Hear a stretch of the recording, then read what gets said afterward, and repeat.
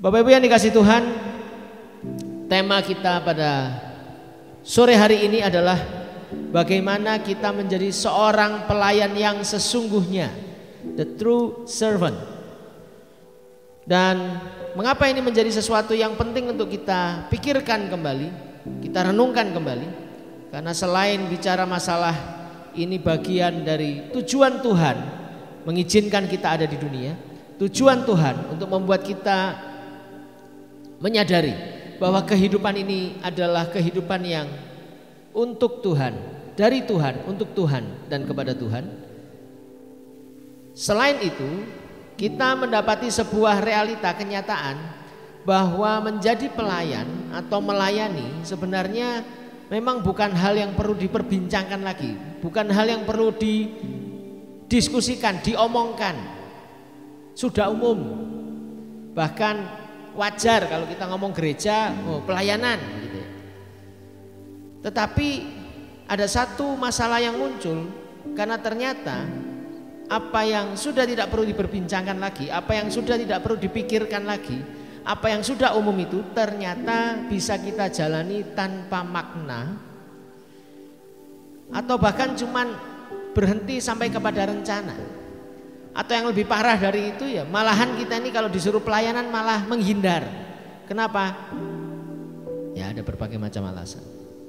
Karena itu kesempatan sore hari ini kita kembali disegarkan kembali bahwa pelayanan itu adalah sebuah proses yang lahir dari pergumulan kita dan penyerahan diri kita. Dan hal itu sudah diteladankan oleh Tuhan sendiri. Sebuah tindakan yang luar biasa. Bahkan kalau kita melihat ada teladan-teladan yang secara jelas Yesus peragakan, yang paling jelas adalah, yang paling mungkin kita ingat adalah bagaimana Yesus di malam sebelum masuk dalam masa-masa penderitaan, Yesus membasuh kaki murid-muridnya. Sebuah peristiwa yang menggetarkan murid-muridnya, karena peristiwa itu tidak terbayang sebelumnya oleh para murid Yesus, bahwa Yesus melayani itu sampai merendahkan dirinya sedemikian rupa. Sehingga melayani itu bukan bicara masalah sebuah gengsi gitu ya, sebuah prestasi, apalagi ajang untuk mencari duit untuk kehidupan, tapi betul-betul melayani terkait dengan seluruh bagian dari hidupnya. Bagaimana Yesus merendahkan dirinya di hadapan para murid-muridnya. Sebuah pola pikir yang tidak mudah. Nah, malam hari ini kita kembali mengecek apakah melayani itu betul-betul menjadi bagian dalam hidup kita, atau seperti yang pernah saya sampaikan dalam kesempatan khotbah beberapa waktu yang lalu, secara guyonan kita ngomongnya teologi anjing dan kucing. Begitu anjing itu dikasih makan, maka pemikirannya langsung adalah yang ngasih makan ini adalah tuanku, makanya aku harus nurut sama dia. Tapi kalau kucing dikasih makan, maka dia berpikir, kebanyakan kucing akan berpikir, oh berarti aku ini bosnya, aku yang perlu dilayani. Kalau anjing mikirnya, aku yang perlu melayani. Mari kita lihat slide berikut ini.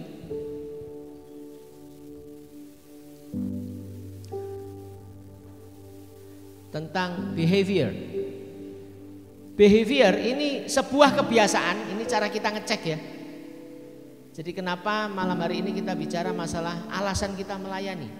Ini yang perlu kita cek. Kenapa? Karena kalau kebiasaan itu lahir dari apa yang sudah kita lakukan seperti biasa. Next. Langsung ya. Ya. What is done? Apa yang sudah terjadi? Itu kebiasaan. Tapi kebiasaan itu kalau kita gali lagi, itu muncul dari apa? Value.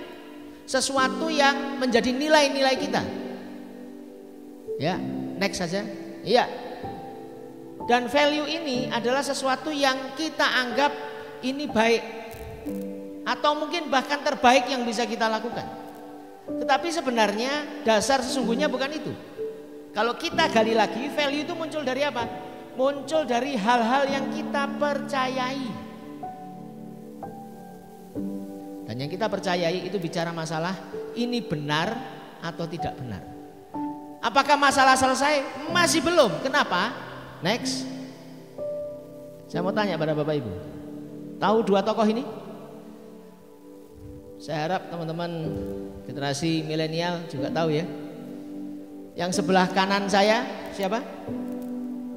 Sebelah kiri saya siapa? Mahatma Gandhi.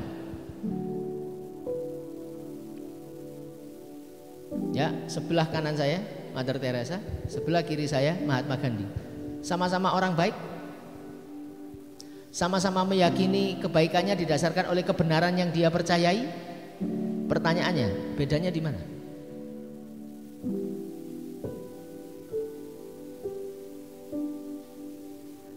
Bedanya adalah kalau kita cek,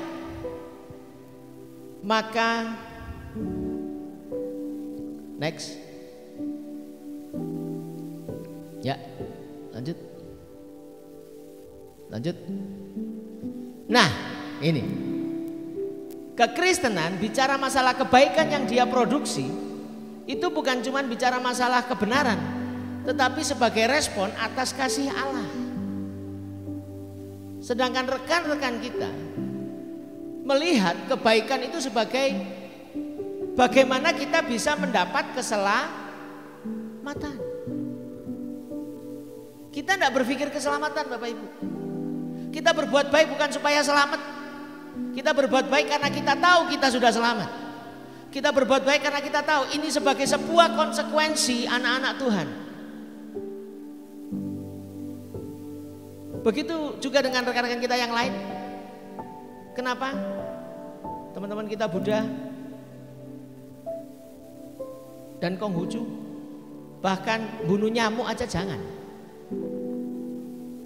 Karena supaya dia dapat karma yang baik.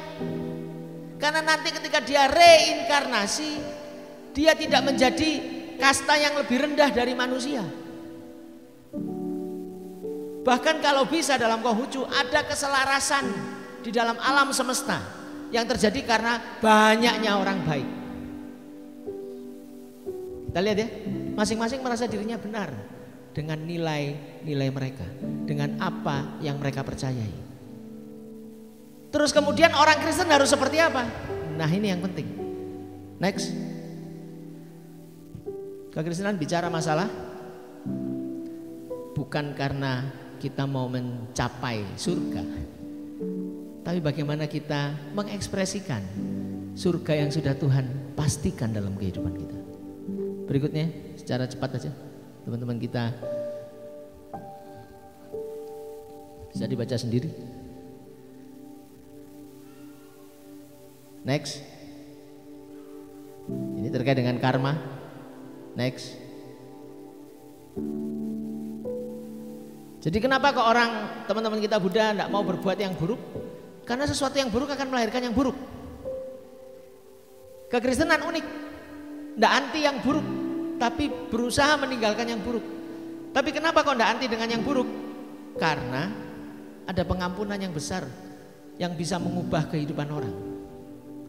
Dan kita dipertontonkan sepanjang sejarah Alkitab, dari perjanjian lama sampai perjanjian baru, isinya bukan orang baik, Bapak Ibu yang dikasih Tuhan. Jadi jangan sekarang kalau yang tidak baik merasa aman ya. Bukan begitu maksudnya.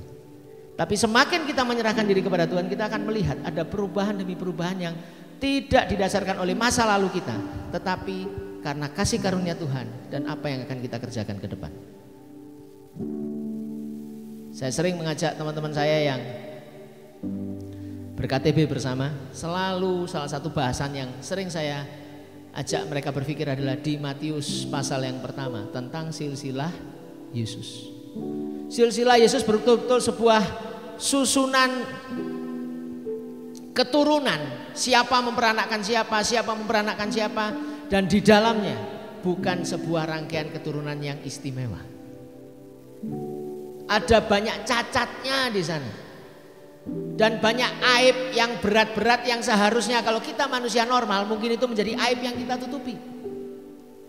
Tetapi di Alkitab bukan diumbar, tapi sebagai sebuah contoh bahwa perbuatan baik itu bukan bicara masalah nanti kalau baik akan menghasilkan baik, kalau buruk akan menghasilkan buruk. Ya betul, tetapi ketika ada faktor Tuhan itu menjadi berbeda. Amin. Itu menjadi sesuatu yang tidak lagi kita pusingkan tentang latar belakang kita seperti apa. Begitu juga next pemahaman dari lanjut Konfusius, Konghucu. Lanjut. Bahkan relasi manusia itu bukan terkait dengan manusia dengan Allah, tapi manusia dengan sesama. Kalau manusia dengan sesamanya baik, maka semua akan berjalan harmonis. Itulah keterbatasan cara berpikir manusia. Kita bersyukur Tuhan memberikan sebuah pola pikir yang berbeda dari kebanyakan manusia. Kenapa? Next.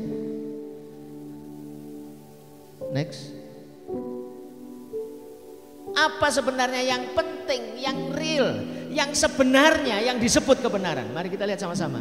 Matius pasal yang ke-20.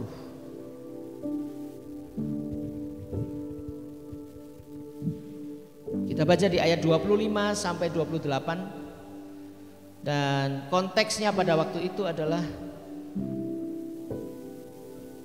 orang tuanya Yohanes dan Yakobus itu datang ngelobi kepada Tuhan Yesus.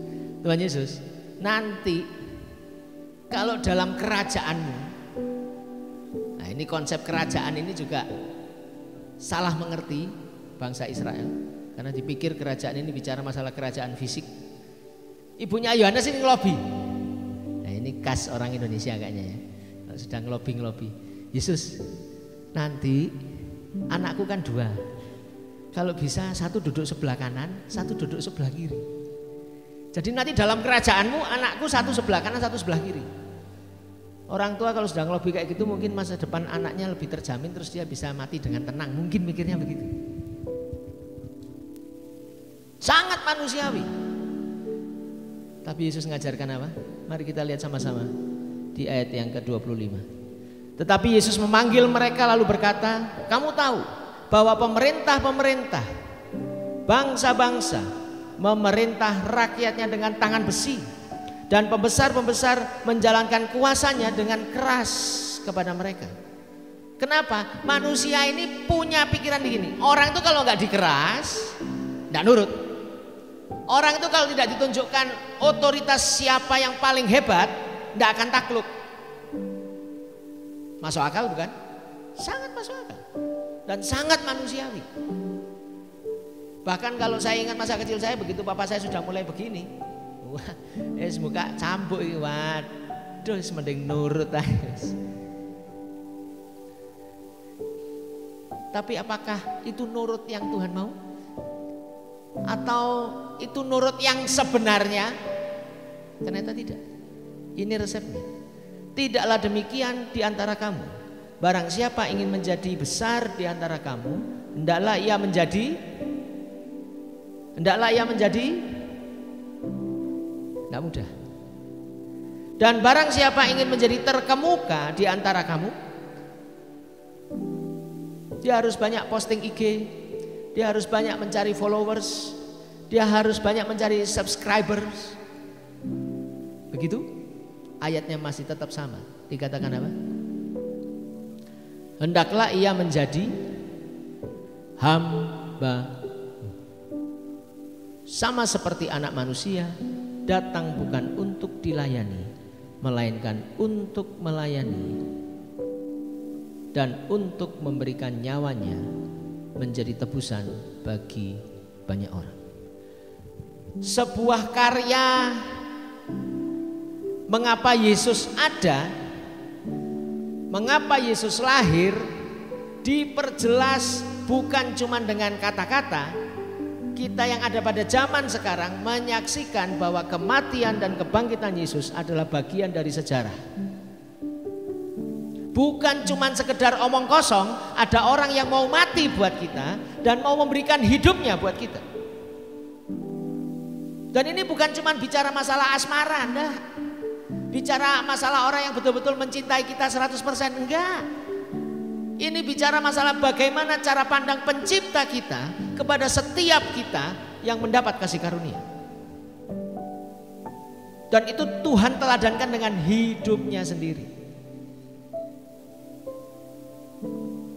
Kenapa seperti itu? Karena Tuhan mau memberitahu hidup yang sebenar-benarnya itu kayak apa sih? Mungkin usia kita boleh lanjut, tapi penting untuk kita mengingat perkataan Tuhan ini sebagai bagian dari evaluasi kita. Sudahkah kita mengizinkan diri kita lebih banyak melayani daripada dilayani? Mengambil bagian untuk melayani daripada dilayani. Dan itu Tuhan inginkan menjadi bagian hidup yang tidak terpisahkan. Dan saya rasa sebenarnya itulah sukacita kita yang terbesar. Dan mari kita lihat beberapa dasar berpikir atau alasan supaya kita betul-betul menjadi pelayan yang sejati, betul-betul belajar lebih mementingkan melayani daripada dilayani. Yang pertama, seorang pelayan lebih memikirkan orang lain daripada dirinya sendiri. Iki wis repot ini. Salah satu cara ngeceknya kalau saya dengan teman-teman pemuda adalah begitu kita foto bareng, kemudian kita cek fotonya, ya pilihan fotonya sing apik. Kok sing apik kirimen dek grup. Kira-kira yang dikirim di grup yang bagus siapa ya?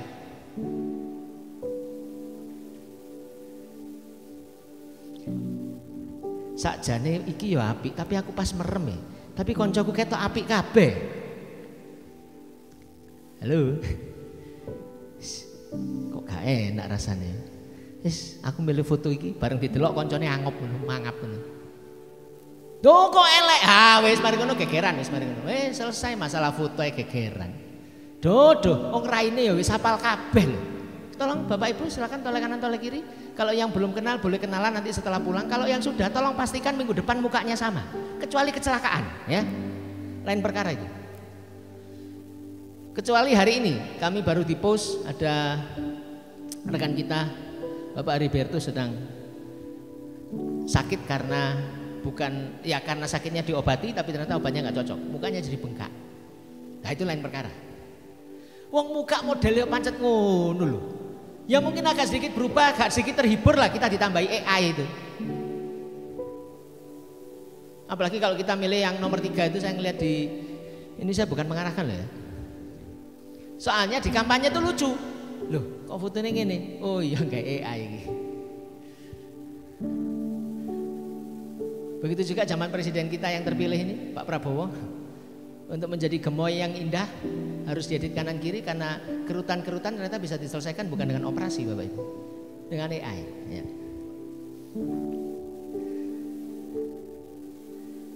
Pelayan yang sejati itu lebih belajar memikirkan orang lain daripada dirinya sendiri. Dan dengan cara itulah kita berperan, bukan baperan. Rodok mirip, cuman P-ne letaknya beda. No R, E sama R. Dan dua-duanya bisa jadi masalah.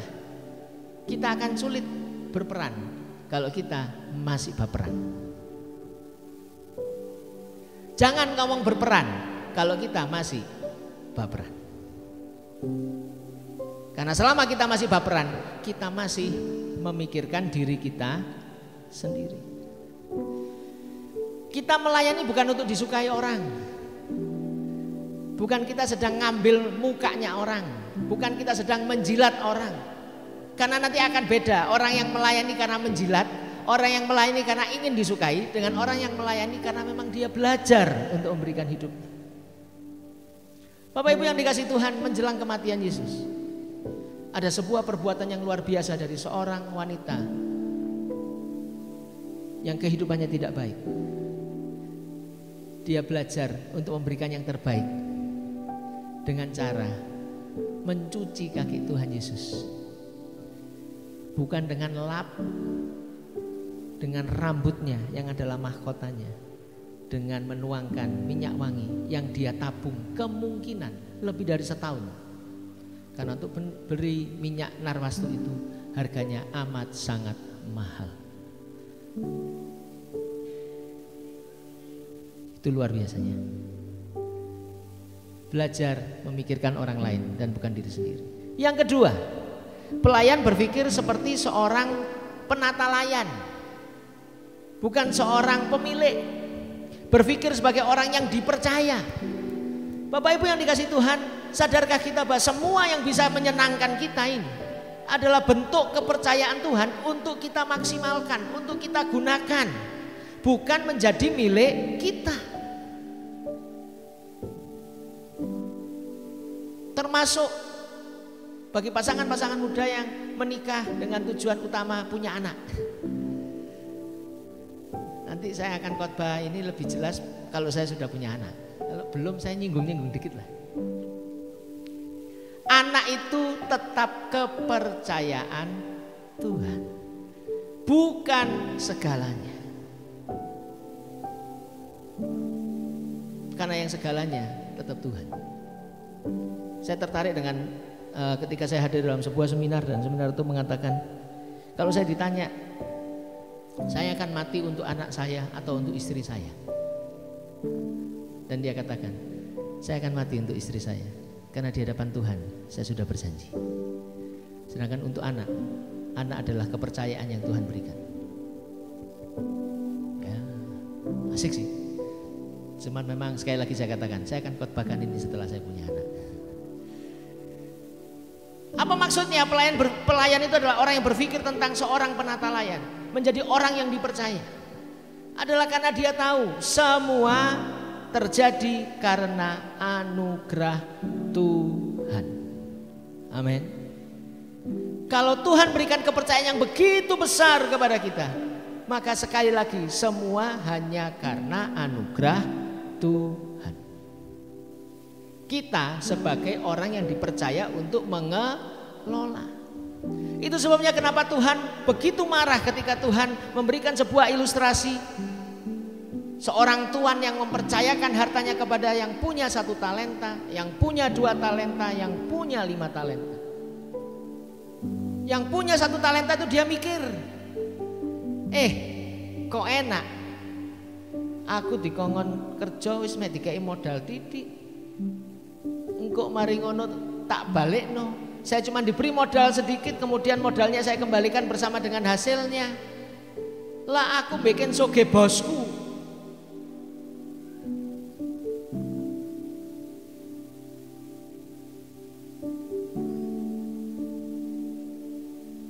Enak yang punya 2 talenta banyak, enak yang punya 5 talenta banyak.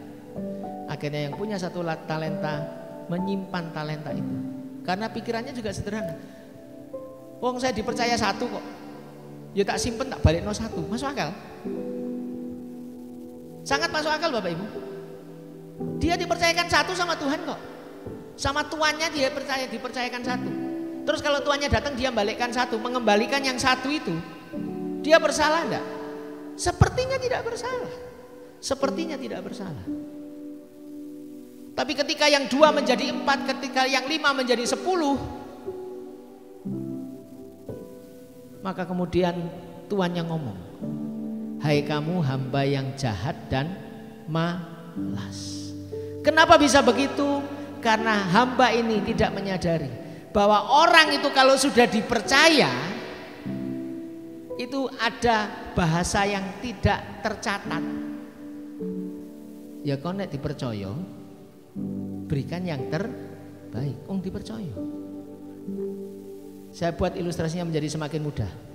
Semoga Bapak Ibu dipercaya rumah. Kamu tak pinjemin rumah ya? Wes kamu boleh tinggal di sini sampai nanti waktunya aku butuh rumah ini. Tapi wes tak percaya no semua.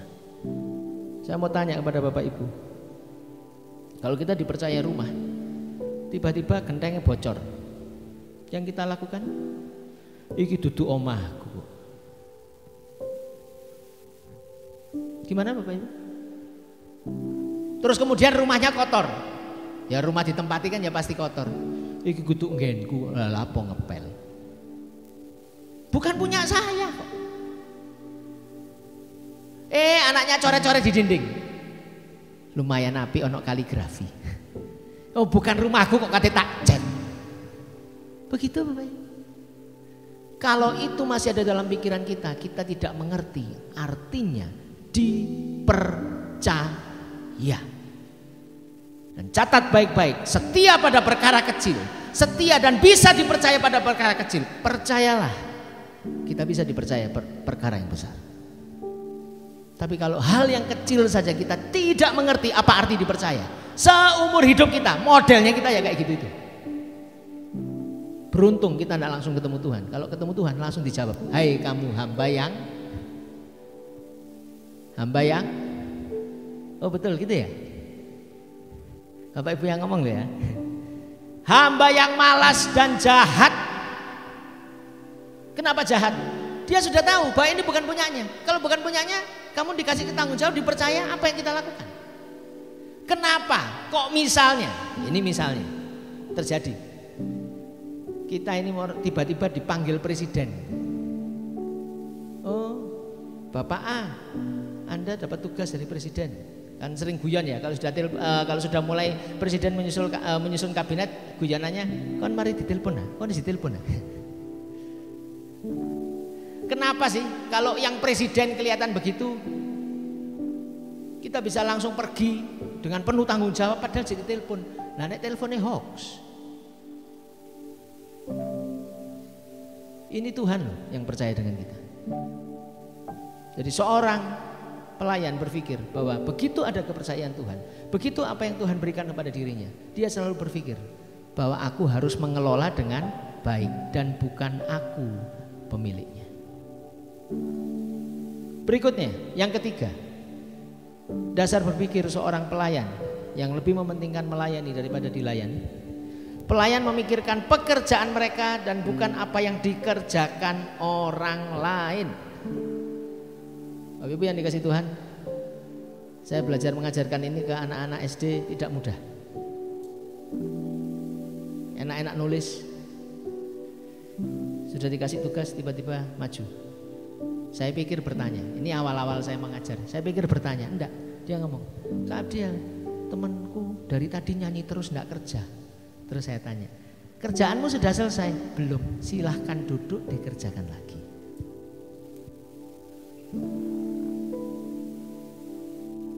Bisa paham Bapak Ibu?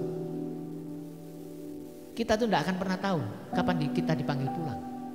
Tapi begitu kita dipanggil pulang oleh Tuhan, yang Tuhan tanyakan, tugasmu selesai nggak? Karena pengalaman saya, kalau kita terlalu banyak ngurusin orang, seringkali tugas kita malah tidak kita selesaikan. Ini bukan bicara masalah egois. Ini bicara bagaimana ketika kita mengerjakan tugas kita, maka kita akan menolong yang lain.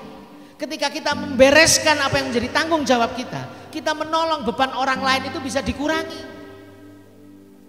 Saya sering bayangkan seperti ini Bapak Ibu yang dikasih Tuhan. Gereja kita kalau semua bisa berfungsi dengan baik, semua belajar untuk memberikan yang terbaik untuk Tuhan, melayani tidak hanya harus di mimbar, tapi terus belajar menjadi dampak, maka gereja ini yang adalah tubuh Kristus bisa berjalan seperti orang normal. Kaki jadi kaki, tangan jadi tangan. Tapi kalau kakinya walaupun waras, tidak mau berjalan, terpaksa tangan yang berjalan. Bisa kita berjalan dengan tangan? Bisa, cuman orang bengong ditakoni, lho sikilmu apa? Loro canteng endah. Oh endah. Lho lah terus kok mlaku nggawe tangan? Anu ngambek tangan, sikile ngambek. Begitu juga tangan dengan kaki dalam hubungan yang lain. Bisa kira-kira kita makan dengan kaki kita? Bisa. Buktinya teman-teman kita yang tidak punya tangan makan pakai kaki. Tapi terus kalau tangannya ini normal, makannya pakai kaki, orang tanya, tanganmu apa? Oh.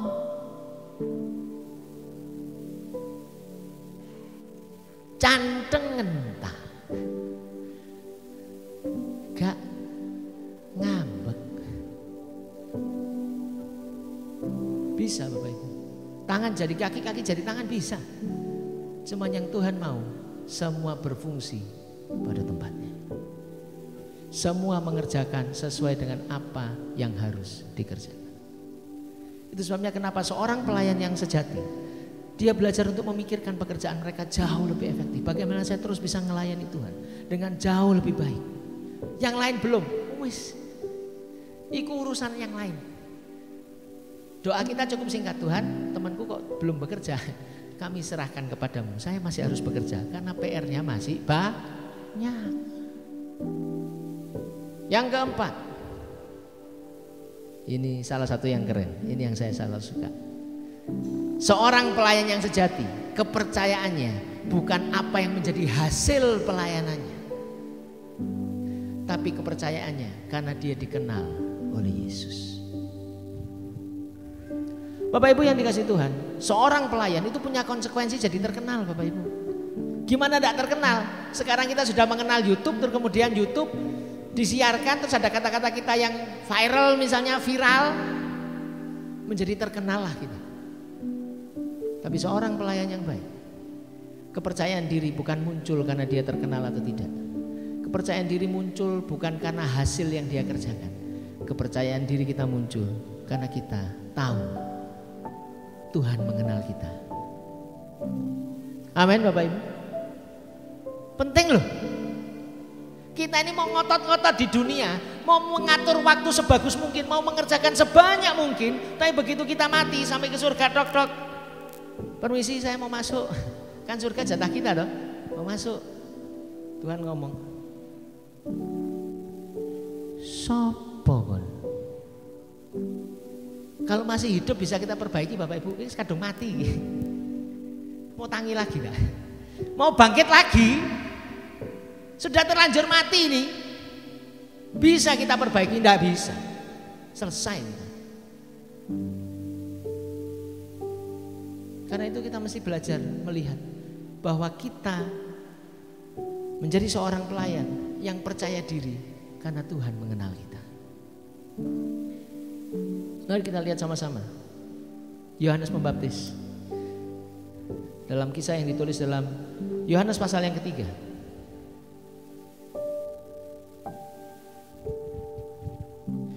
Bayangkan Bapak Ibu yang dikasih Tuhan, Yohanes Pembaptis ini hadir di masa-masa di mana ada rumor yang sudah hampir kurang lebih terjadi 30 tahunan. Kisah-kisah orang Majus pada waktu Natal yang akan kita peringati, itu juga sebagai rumors yang menolong mereka, membuat mereka berpikir, siapa ya juru selamat? Karena kehadiran Yesus, kelahiran Yesus itu betul-betul sepi. Tidak ada yang nganggep Yesus lahir. Bapak Ibu yang dikasih Tuhan, siapa yang di sini kalau ulang tahun lupa diucapin selamat terus ngambek? Sing ngucapno selamat iki sepanjang sejarah hidupku mek kamu tok, terus kamu saiki lali karepmu apa? Ya enggak apa-apa lah, sebagai gimmick enggak apa-apa, karena itu namanya kehidupan. Tapi kadang kalau gimmicknya kenemenen kita perlu berpikir, Yesus itu 30 tahun sing ulang tahunnya mek Yusuf dan Maria. Karena setelah 30 tahun orang ingat kapan lahirnya Yesus. Siapa? Murid-muridnya. Walaupun tidak ada sosial media, dia bisa tanya-tanya sama Maria, karena Maria masih hidup ketika Yesus punya murid-murid. Tuhan Yesus lahir kapan? Ini kan dicatat sama Alkitab, karena memang mengingat hari ulang tahun ini tidak terlalu penting. Tapi itu tetap menjadi bagian yang perlu kita perhatikan. Cuman di zamannya Yesus ada hal yang jauh lebih penting pada waktu itu.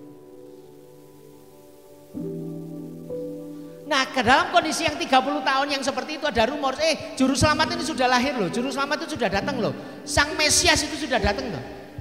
Orang Israel tuh nyari masih belum ketemu. Kenapa? Wong lahir di kandang, begitu ketemu Yesus, mereka mikir loh, ini duduk Yesus yang winginane dolinan nekeran ini. Loh, iki juru selamat ini, anak itu kan kayu, gak salah tak?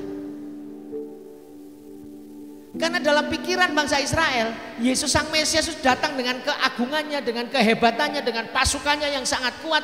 Karena Yesus betul-betul pembebas bagi bangsa Israel yang sedang terjajah pada waktu itu. Tiba-tiba di padang gurun muncul suara yang berseru-seru, bertobatlah sebab kerajaan surga sudah dekat.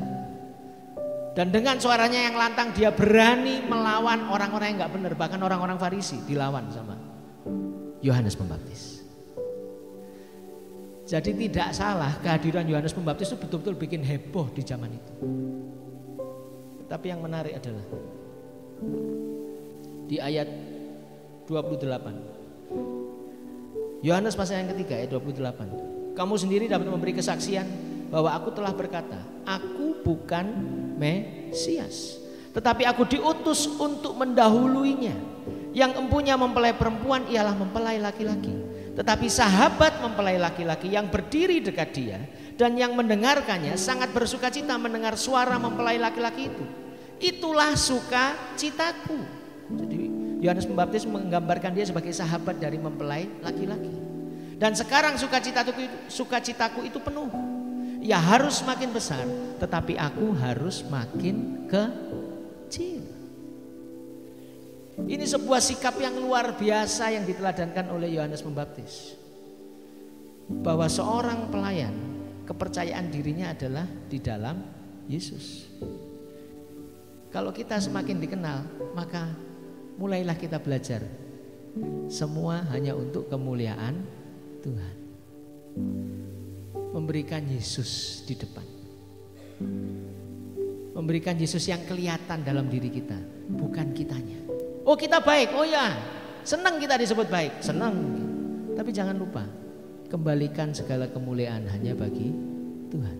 Karena itulah pelayan yang sejati. Dan yang terakhir, pelayan perlu memandang kesempatan setiap pelayanan yang kita lakukan sebagai sebuah kesempatan. Bapak Ibu yang dikasih Tuhan, kalau kita ngomong masalah kesempatan, salah satu lagu yang kita ingat apa? Hidup ini adalah kesempatan. Hidup ini untuk tenanan. Oke ya. Sekarang saya lihat, silakan cari di YouTube. Dan bisa kita temukan yang nyanyi ki malah sing paling akeh manula. Kok gak sing enom? Jarine hidup ini adalah kesempatan, tapi baru dinyanyikan umur 70. Hidup ini adalah kesempatan. Ambil watuk-watuk nyanyi titik ambekan durung tutup.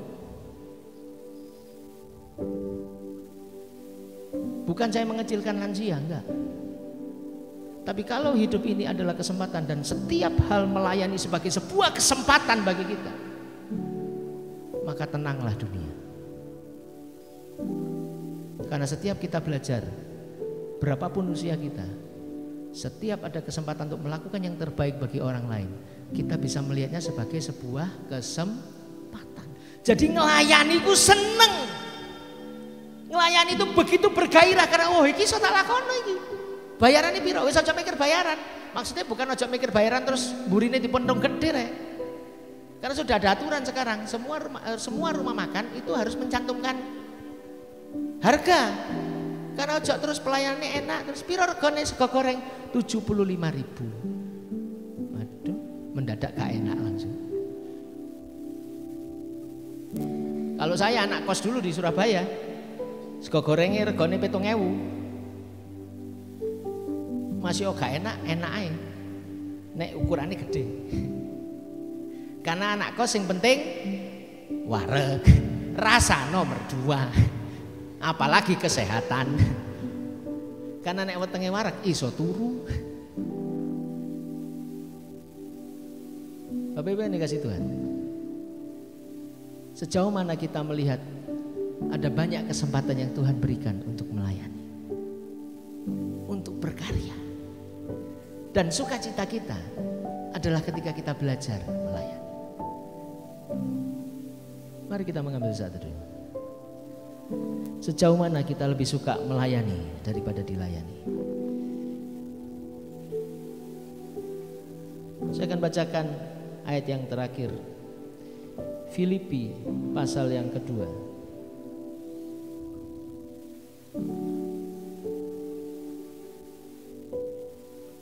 Saya undang para pemain musik untuk bisa maju ke depan. Saya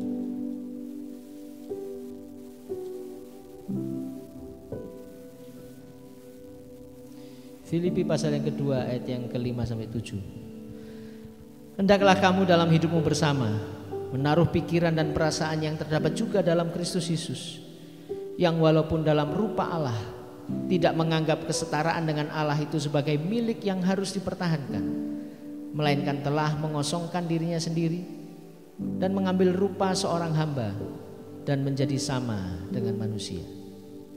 Itu adalah teladan Yesus bagi kita. Dan sekarang yang menjadi perenungan kita, apakah kita biasanya lebih mementingkan dilayani atau mencari cara untuk bisa melayani orang lain? Mari kita bersatu dulu.